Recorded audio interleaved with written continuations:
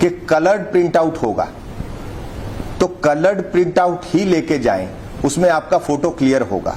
बहुत सारे बच्चे ब्लैक एंड व्हाइट लेके आते हैं, इसलिए हमने इनिशियली एक आपको अलर्ट दिया है एडमिट कार्ड पे ही।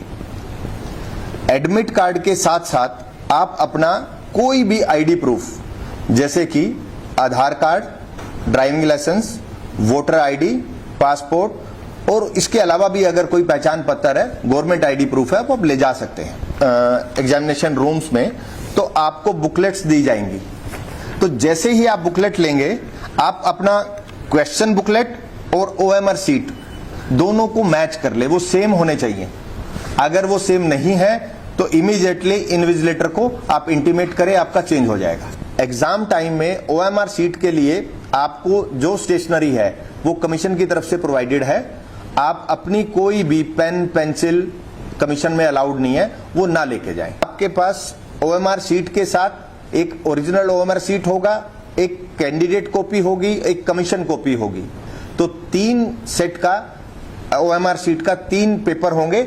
ओएमआर सीट आपको कमीशन में भेजनी है, कमीशन कॉपी भी कमीशन में आएगी, कैंडिडेट कॉपी आप ले जा सकते हैं, लेकिन आपको इन 3 का जो सेट है वो आपको इन्विजिलेटर को देना पड़ेगा। इन्विजिलेटर आपको आपकी कैंडिडेट कॉपी आपको देंगे, वो आपको घर लेके जानी है। तो इन्विजिलेटर होंगे, वो आपको उसको के वो सील्ड पैक है या नहीं है वो आपको दिखाएंगे, और अगर वो सील्ड पैक है तो क्लास में से कोई भी 2 बच्चे उसको साइन करेंगे उस पैकेट को। वो अपना नाम, अपना रोल नंबर और अपना मोबाइल नंबर उस पर मेंशन करेंगे। अगर कोई पैकेट अनसील्ड आता है, आप उस पर साइन ना करें, इमीडिएटली हमें बताएं, हम उस पर कार्रवाई करेंगे। एग्जाम होने के बाद और रिजल्ट डिक्लेरेशन से पहले आप सभी लोगों को मौका दिया जाएगा, आप उसमें अपना जो कैटेगरी है वो चेंज कर सकते हैं। तो इसके लिए आप निश्चिंत रहें। बच्चे रिजल्ट्स के बारे में पूछ रहे हैं कि रिजल्ट्स कैसे डिक्लेयर होगा, कितनी जल्दी होगा। मैं आपको प्रोसेस बता देता हूं, टाइम मैं कमिट नहीं कर सकता आपके साथ। एग्जाम के बाद एक स्कैनिंग का प्रोसेस होता है, स्कैनिंग होगा, उसके बाद रिजल्ट। लेकिन हमें आप लोगों को करेक्शन पोर्टल के लिए भी टाइम देना है, एज पर the statement given by the advocate general in the high court. उसके अकॉर्डिंगली करेक्शन पोर्टल कंप्लीट करने के बाद इमीडिएटली रिजल्ट डिक्लेयर कर दिया जाएगा। तो आप सब बच्चों से ये रिक्वेस्ट है कि जब भी करेक्शन पोर्टल हो उसको एक्सटेंशन के लेके रिक्वेस्ट ना करें, और गिवन टाइम में ही आप उसको कंप्लीट कर दें। गिवन टाइम में कंप्लीट करेंगे तो रिजल्ट जल्दी डिक्लेयर कर पाएंगे।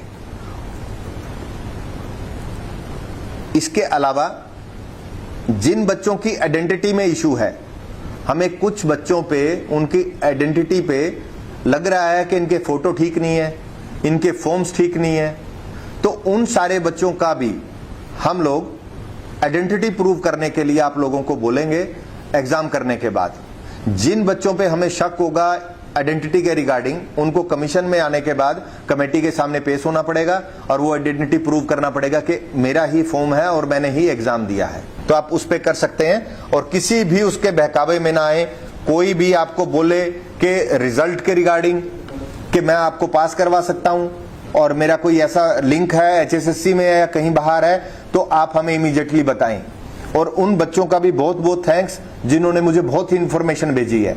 मेरे पास ऐसे ऐसे बच्चों के फोटो भी भेजे हैं और उनके लोकेशन भी भेजे हैं कि जो ये बच्चे हैं ये ऐसी बात कर रहे हैं। हमने वो सारी इंफॉर्मेशन पुलिस डिपार्टमेंट के साथ शेयर कर दी है।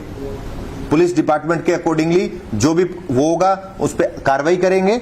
और ऐसी कोई भी इंफॉर्मेशन आ पाए, मैं आपको विश्वास दिलाता हूं कि 100% ट्रांसपेरेंसी के साथ ये एग्जाम होगा।